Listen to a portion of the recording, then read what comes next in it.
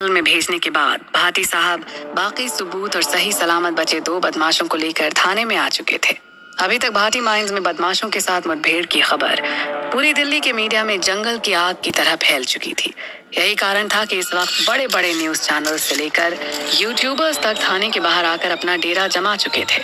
लेकिन इस मुठभेड़ पर पुलिस ने अभी तक मीडिया के सामने कुछ नहीं बोला था, बल्कि इस वक्त पुलिस के आला अधिकारियों के बीच में क्रॉनिकल की क्राइम रिपोर्टर निधि चौहान और उसका सहायक पत्रकार विक्रम घिरे हुए बैठे थे।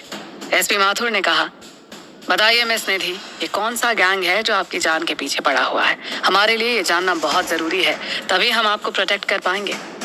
सर, यही सवाल आपके एसआई दिगंबर भाटी जी कल रात से मुझसे सैकड़ों बार पूछ चुके हैं। उनको भी मैं इस सवाल का कोई जवाब नहीं दे पाई, क्योंकि मैं खुद नहीं जानती ना कि ये लोग कौन हैं जो मुझे जान से मारना चाहते हैं। आप याद कीजिए, आपका कोई पुराना दुश्मन जिसके खिलाफ आपने अपने न्यूज चैनल पर कोई ऐसी खबर चलाई हो जिससे वो जेल की सलाखों के पीछे पहुंच गया हो और अब वो आपसे बदला लेना चाह रहा हो। निधि अब उकताए स्वर में बोली, माथुर सर, ऐसा कोई भी दुश्मन मुझे पहली बार में खत्म करना चाहेगा ना, वो मुझे धमकी भरे खत नहीं भेजेगा या मुझे सिर्फ डराने के लिए मुझ पर गोली नहीं चलाएगा। फिर तो आपकी बातों से बिल्कुल साफ है कि आप पर हमला कोई ऐसा शख्स कर रहा है जिसके पीछे आप अभी हाल फिलहाल में पड़ी हुई हैं और वो उसके बारे में कोई भी मामला बाहर आने से आपको रोकना चाहता है। जी, अब आप इस मामले को ठीक से समझें सर। एसपी माथुर अब गुस्से भरे स्वर में बोले, फिर आपने कल रात से अभी तक उस शख्स के बारे में हमारे ऑफिसर को बताया क्यों नहीं है मैडम? कल रात को आप पर गोलियां चल चुकी हैं। आज सुबह हमारे थाने में आपकी गाड़ी को बम से उड़ाया जा चुका है। आपके इस मामले के चक्कर में हमारे पुलिस के जवानों की हथियारबंद लोगों से मुठभेड़ तक हो चुकी है, जिसमें शुक्र है कि हमारे पुलिस के किसी जवान को कोई नुकसान नहीं हुआ। आप क्या चाहती हैं कि पुलिस आपके मर्डर के बाद आपके हत्यारे की तलाश करे? सर, इन दिनों मैं एक शेयर बाजार के बड़े घोटाले को एक्सपोज करने के काम में जुटी हुई हूँ, लेकिन मैं अभी तक उस स्कीम के मुख्य कर्ता धर्ताओं तक पहुंच नहीं पाई हूँ। उस घोटाले के मुख्य सरगना तक पहुंचने के लिए मुझे अभी काफी काम करना है।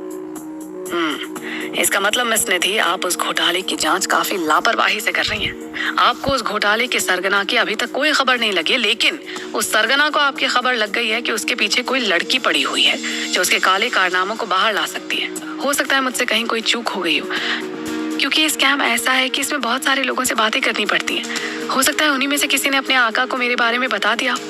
एसपी माथुर अब एसआई भाटी से मुखातिब होकर बोले, भाटी, अब तो हमारे पास एक ही रास्ता है।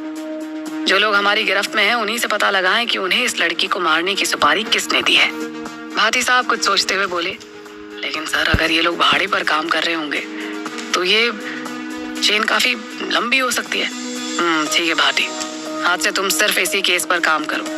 पता लगाओ कि सारी साजिश के तार कहाँ तक हिल रहे हैं। इससे मैडम को भी अपने घोटाले के सरगना तक पहुंचने में आसानी हो जाएगी। जी सर। सर, वो बाहर प्रेस वालों का जमावड़ा लगा हुआ है, उन्हें क्या बोलना है? उन्हें कॉन्फ्रेंस हॉल में बुला लो।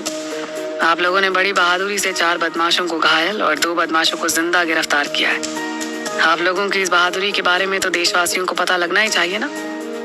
भाटी उल्लास भरे स्वर में बोला, ठीक है सर, मैं अभी प्रेस कॉन्फ्रेंस का सारा बंदोबस्त कर देता हूँ। लेकिन सर, निधि मैडम भी उस मुठभेड़ में अपनी लाइसेंसी पिस्टल के साथ पुलिस का बहुत साथ दे रही थी, तो मैडम के बारे में भी लोगों को जरूर बताइएगा। ठीक है, ये तो बहुत बढ़िया बात है। निधि जी को भी प्रेस कॉन्फ्रेंस में हमारे साथ बिठाइएगा। ये बोलकर एसपी माथुर उस कमरे से निकलकर बाहर की तरफ चले गए। भाटी साहब भी अंगूठे से थम्स अप का निशान निधि को दिखाकर प्रेस कॉन्फ्रेंस का इंतजाम करने के लिए कमरे से बाहर चले गए। कमरे में अब सिर्फ निधि और विक्रम ही बैठे रह गए थे। निधि ने कहा, विक्रम, अपने न्यूज चैनल पर तो खबर फ्लैश करवा दी है ना?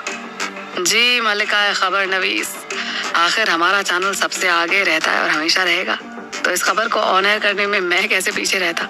मैंने उस मुठभेड़ की कुछ वीडियोस भी अपने मोबाइल से शूट कर ली थी, तो उस मुठभेड़ की कुछ रेयर फुटेज सिर्फ हमारे चैनल के पास है।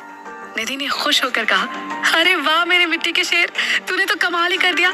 मौत के मुंह में भी तू उस रेयर फुटेज से पैसे कमाने का आइडिया नहीं भूला। अगर चेला तुम्हारा ही मोहतरमा, जो सिखाया आपने उसी पर तो अमल करूंगा। बेटा, अब तू भी डायलॉग मारना सीखा है, जल्दी तरक्की करेगा। तरक्की की चाह नहीं है मोहतरमा, बस आपकी नजरें हमें आपके प्यार के काबिल समझ लें, इतना ही काफी है। तुझे नहीं लग रहा तू गलत जगह पर गलत बात बोल रहा है?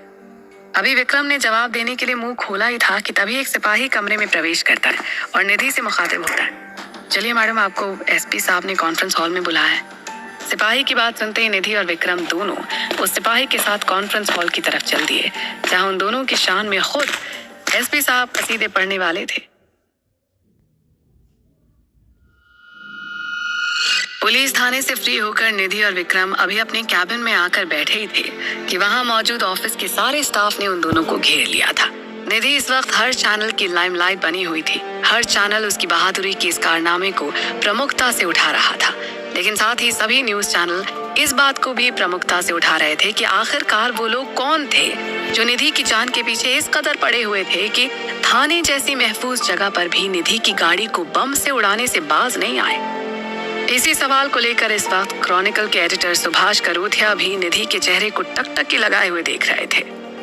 फिर वो आवेश भरे स्वर में बोले, बोलो निधि मैडम, ये कौन से खतरनाक दुश्मन पाल लिए तुमने और तुम ऐसी किसी लीड पर काम कर रही हो इसकी मुझे तो कोई खबर नहीं है।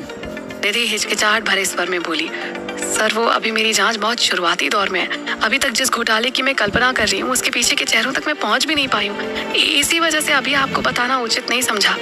नाराजगी भरे स्वर में करोथिया साहब बोले, तुम जानती हो कि तुम हमारी सबसे काबिल रिपोर्टर हो। हम तुम्हें ऐसे खतरों में नहीं डाल सकते हैं जहां हर पल तुम्हारी जान को खतरा हो। तुम्हें कई बार कह चुका हूं कि क्राइम की बीट छोड़ो और पॉलिटिकल बीट को संभालो। आजकल सत्ता के गलियारों से कोई भी खबर बाहर ही नहीं आती है। यहाँ तक कि राज्यों के मुख्यमंत्रियों के नाम भी आखिरी सेकंड पता चलते हैं। ऐसे वक्त में तुम्हारे जैसे खोजी पत्रकार की जरूरत सत्ता के गलियारों में है, ना कि अपराध की गलियों में। लेकिन सर, मैंने आज तक जो भी मेहनत की है वो क्राइम बीट में ही की है। आज मेरे सारे सोर्सेस क्राइम की फील्ड में ही है और क्राइम की खबरें कवर करना मेरा पैशन है सर। मैं इस फील्ड के अलावा और किसी फील्ड में इंटरेस्टेड नहीं हूँ। जानता हूँ तुम बहुत जिद्दी हो, मेरी बात को इतनी आसानी से नहीं मानोगी, लेकिन अब इन लोगों को बिल्कुल छोड़ना नहीं है जो तुम्हारी जान लेने पर उतारू है। मैं हर कदम पर तुम्हारे साथ हूँ और जब तक तुम्हारी गाड़ी का बीमा क्लेम सेटल नहीं हो जाता तब तक तुम ऑफिस की एक गाड़ी हमेशा अपने पास रखोगी और इस केस की जांच में तुम जरा से भी लापरवाही नहीं बरतोगी निधि। स्टोरी के साथ साथ हमारे लिए तुम्हारी जान भी कीमती है। जी सर, मैं पूरी सावधानी से इस केस की जांच करूंगी और इन लोगों को जल्द से जल्द बेनकाब करूंगी। Best of luck. निधि अभी करोथिया साहब के कैबिन से निकली ही थी कि उसके फोन की घंटी बजने लगी। बोलो, आज की ताजा खबर क्या है? ताजा खबर यह है कि उन बदमाशों के पकड़े जाने के बाद दुश्मनों के खेमे में चिंता की लहर दौड़ गई है और अब हो सकता है कि आपको सिर्फ डराया या धमकाया ही नहीं जाए बल्कि आपको सीधा खत्म करने का प्रयास किया जाए। इसलिए कहीं भी जाइए अकेली मत जाइएगा और आज रात को होटल कनिष्क में मुझसे आकर मिलिए। आपको इस केस से संबंधित कुछ जरूरी डॉक्यूमेंट्स देने हैं ताकि आप भी अब इन लोगों पर पलटवार कर सकें। कितने बजे आना है? रात को 11 बजे के बाद किसी भी समय आ जाइए। मैं आपको हमेशा की तरह अपने उसी रूम में मिलूंगा। ठीक है, मैं ठीक 11 बजे आपके रूम के सामने होंगी। अब मैं फोन रखती हूँ। ये बोलकर निधि फोन कट कर देती है और तेजी से अपने कैबिन की ओर अपने कदम बढ़ाती है। कैबिन में घुसते ही उसे धुएं का एक गुब्बार नजर आता है। उस गुब्बार के पीछे बैठे हुए विक्रम को देखकर वो राहत की सांस लेती है और हल्के गुस्से से बोलती है, साले, एक साथ पूरी सिगरेट की डिब्बी में आग लगा दी क्या, जो पूरा का पूरा कैबिन धुएं से भरा पड़ा है। जब मैं कुछ सोचता हूँ निधि डार्लिंग, तो मैं दुगनी रफ्तार से सिगरेट पीता हूँ और चौगनी रफ्तार से धुआं छोड़ता हूँ। मुझे तो लग रहा है कि उन गोलियों की आवाज अभी तक तेरे जहन में गूंज रही है और ये धुआं अभी तक तेरे पिछवाड़े से ही निकल रहा है। तू कोई भी पंच मारने का मौका मत छोड़ना। ये नहीं देखती कि ऐसे समय में भी इस अदने से इंसान ने तेरा साथ नहीं छोड़ा था। उसी के इनाम में मैं पूरी सिगरेट की डिब्बी तेरे लिए अपने कैबिन में छोड़कर गई थी ताकि तू अपने डर को धुएं में उड़ा सके। विक्रम चिढ़े हुए स्वर में बोला, अरे क्यों देवानंद के गाने की ऐसी की तैसी कर रही है? वो डर को नहीं, फिक्र को धुएं में उड़ाता है। बेटा, वो जमाना फिक्र का था, आज का जमाना डरने और डराने का था। इसलिए इस जमाने के साथ गाने के बोल भी बदल जाते हैं। अब तू इस बकलोली को बंद कर और मेरी बात को ध्यान से सुन। बकलोली मैं कर रहा था या तुम कर रही थी मलिका हुस्न? ऐसे बोलो, अब कहाँ अपने इस अदने से सेवक को सूली पर चढ़ाने के वास्ते लेकर जाने वाली हो? आज रात को 11 बजे होटल कनिष्क में जाना है। मुझे वहाँ एक आदमी से मिलना है जो मुझे इस केस से रिलेटेड कोई डॉक्यूमेंट देने वाला है। ये तो बड़ी अच्छी खबर है, लेकिन वो इतनी रात को क्यों बुला रहा है? वो हमें दिन में भी तो मिल सकता है। नहीं, वो दिन के उजाले में हमें नहीं मिल सकता है। वो तो रात को भी उस बंद कमरे के एक अंधेरे हिस्से में खड़े होकर मुझसे बात करता है। मैं अभी तक उस शख्स से 2 बार मिली हूँ, लेकिन मैंने अभी तक उसका चेहरा भी नहीं देखा है। ओह, ये तो कोई पुरानी हिंदी फिल्मों के खुफिया एजेंट या विलन की तरह लग रहा है। वो ऐसा करके खुद को पिक्चर में लाने से बच रहा है। नहीं तो हो सकता है अभी तक उसकी जान पर भी खतरा मंडरा रहा होता। जब वो बंदा भी जानता है कि इस काम में जान भी जा सकती है, तो फिर वो इतना खतरा मोल ले ही क्यों रहा है? होगी उसकी कोई पर्सनल वजह। हमें इतनी गहराई में जाने की क्या जरूरत है विक्रम?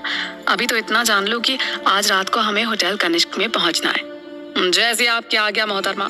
बंदा तो आपका गुलाम है, जहाँ चाहेंगी वहाँ बंदा हाजिर हो जाएगा। ठीक है, अब फूटो अपनी डेस्क पर और मुझे भी अब ऑफिस का कुछ काम निपटाने दो। निधि की बात सुनते ही विक्रम अपनी कुर्सी से खड़ा होकर वहां से पल भर में निकल चुका था।